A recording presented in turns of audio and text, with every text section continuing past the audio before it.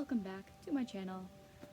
I'm going to be doing a video of my favorite standalones, and there are a few of them, decent amount, that, I've liked a lot of books in my lifetime, so these are just a couple of my favorites from that selection. So, let's get right into it. Okay, the first book I have is 5 Feet Apart, and what better than social distance with 5 feet apart, right? But basically, if you didn't know, this book has been turned into a movie. If you haven't seen the movie, go watch it. Highly recommend it. I read the book first, and then I watched the movie. I loved both. But basic concept for this book is this girl, her name is Stella, and this guy, his name is Will. Stella and Will both have cystic fibrosis, and they meet in a hospital.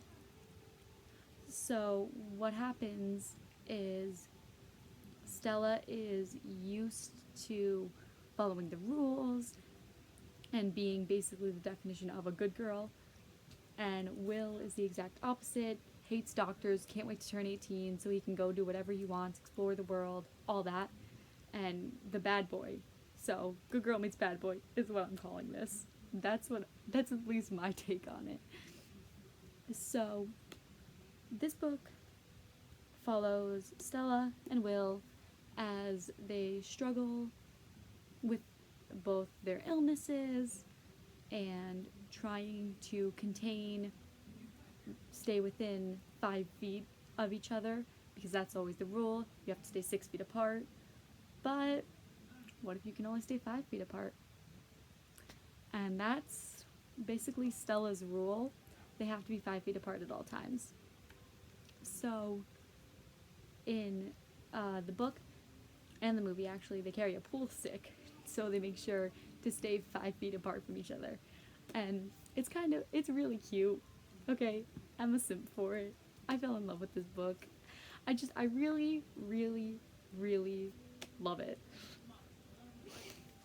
It's one of my favorite books because I'm not necessarily one for romance. I'm not usually one to go grab a romance book, but this is a good romance book. This has nice, very solid romance, and the ending will kill you. The ending killed me, and the ending will kill you. Oh, a part about this book that I really like is, where is it? It's got pictures from the movie, and I think that's so cool. I loved reading this book and looking at the pictures. I thought that was so cool. So yeah, that's 5 feet apart. Okay, the next book I have is Holding Up the Universe by Jennifer Niven. And this book, I read this a while ago, but this book got me in my feels. Okay, this book killed me. I loved this book. I loved this book. Okay, so basic concept of it is it follows two main characters, Libby and Jack. Libby, as it says on the back, is the girl whose name everyone knows. And that's because I can't remember the age of her when it happened, but she got so overweight that they had to carry her out of her bedroom to get some surgery to lose some of that weight. And it kind of shows Libby's journey about losing all that weight, how it makes her feel, how it was like, all of that. And it was incredible. I connected with Libby so hard. Libby was such an amazing character, and what happened to her was tragic. But it kind of goes into backstory about why she got so overweight, the death of her mother, and all.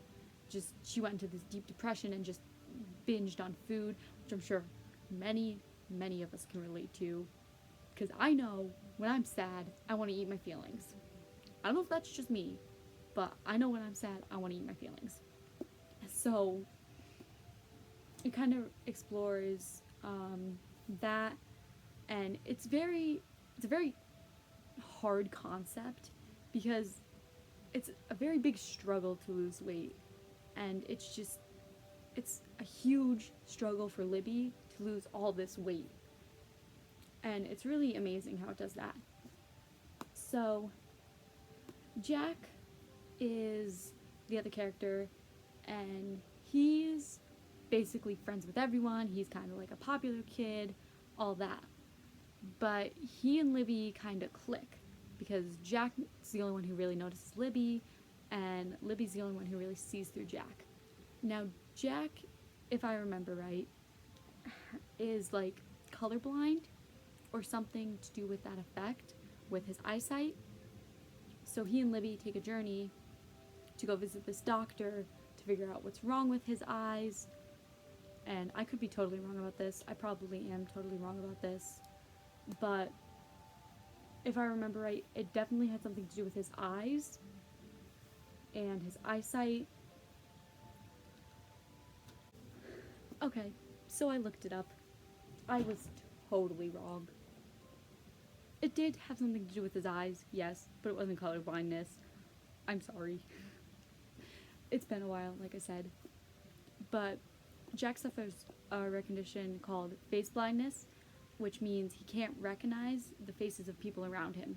He sees people around him, but he can't see their faces very well. He can't even see his own family's faces very well. So, like I was saying, they go on a road trip to find a doctor who can help Jack diagnose himself and figure out if he can do anything about it. But I loved this story. It was so well written, and I can't wait her other book, All the Bright Places, because I am so excited. I've heard mixed reviews. There are mixed reviews about it. I feel like some people loved it, some people hated it. But I'm really excited to read her other book because that one follows bipolar disorder, I believe, and stuff along with that. I'm not really sure, haven't read it yet, but I'm excited to. But this was definitely a solid book. I loved it. Okay, the next book I have is The Outsiders by S.E. Hinton, and this book, I read this in 7th grade for school, in my English class, obviously. But I honestly, this is one of the school books that I really, really fell in love with. But basically, this book follows a boy named Ponyboy Curtis, who is known as a greaser. And the greasers have, slick back hair, jackets, all the whole works. And Ponyboy Curtis gets attacked by these socials? Is that what they're called? Yeah, I believe they're called socials. But, so Ponyboy gets attacked by the socials, and they pull knives on him, and they get into this huge fight, and that kind of affects Ponyboy, and it scares him, but he's always taught to fight back, he's, be a man, fight back. That's what he's taught. Okay, so they are called the socias, not the socials. It's short for socials. So that's what the greasers call the socias. They're like two rival gangs, the popular rich kids, and then the poor, dirty kids. It's kind of what I'm going to call them. It's not exactly true, but that's what we're going to go with. So what happens is Ponyboy and his friends go to the movies, and they meet a couple girls there, Cherry and Marcia, I believe are their names. So then, after the movie's over, they walk him home, and they run into Cherry's boyfriend, Bob. And then, they beat up Johnny, Ponyboy's friend, a couple months ago. So Johnny gets scared because she doesn't want to get beat up by these guys again. So they exchange some words, petty comments, stuff like that. And then Ponyboy gets home really late, or early in the morning, and he and his brother get in a fight. Ponyboy runs away with Johnny, and they take off towards an old abandoned church. And then that's where life gets crazy. They stay in the church, but things start to happen, stuff goes bad. When finally visits to the hospital is necessary. I don't want to spoil too much in case you haven't read this book, but a visit to the hospital is necessary. And then Ponyboy and his family start getting back together. They start communicating a little better. And what happens is that Ponyboy and Derry and, oh, I'm struggling with his other brother name that I can't remember because it's also been a long time since I've read this book. Obviously, 7th grade. I've reread it, but I can't remember all the characters' names, you know. Fuzzy memory. So basically, that's the whole concept of the story. I'm sorry I explained that very poorly. I know. But you definitely should pick this up and give it a read because it was so, so good. Guys, my video, of course, can only be 15 minutes long, and this one's 35. So we're going to divide it into 2 parts, possibly 3. So stay tuned for part 2.